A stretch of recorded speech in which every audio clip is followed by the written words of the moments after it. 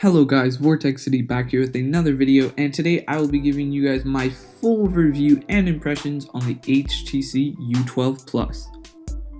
The HTC U12 Plus is the latest smartphone created by HTC. Unlike recent phones, they have not gone with a notch and have kept the traditional look. From the outside, there isn't much to note other than the dual front-facing cameras, as well as duals on the rear, with the traditionally placed fingerprint scanner. Similar to what we saw in the Pixel and Pixel 2, as this company worked with Google on each other's phones. One change that has come to the phone is haptic feedback on all the buttons. This means that instead of pressing the volume and power button into the phone, a slight vibration and visual on the screen will tell you that the action has been completed.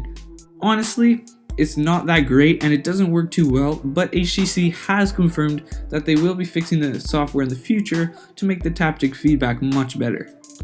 Other than that, and the squeeze feature, which allows you to perform tasks or open up certain programs, there is not much else to note about the hardware of the device. Some new features coming to the software side of things though include the new anti-rotate feature, which prevents the phone from unexpectedly rotating the screen when you're lying down or moving around. A double tap from the side will bring up one-handed mode, pull up the shortcuts menu, and much more. The specs on this guy include Qualcomm's Snapdragon 845 processor, Android O, 6GB of RAM, and it has an IP68 waterproof rating, which means you can take it underwater for well over an hour and it will be completely fine. The camera on the HTC U12 is a dual 8MP front-facing and 12MP rear-facing, making it a strong competitor against phones like the OnePlus 6. Sadly, the camera still does not match the Pixel 2 and iPhone, but thankfully the price is much lower.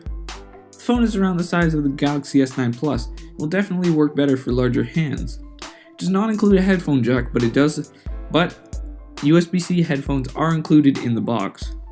The phone is definitely for certain people, as the outdated design and odd buttons may push some folks away. Overall, HTC has done another decent job, and we'll have to see what others think of this guy. Thank you guys for watching, and I hope to see you guys in the next one.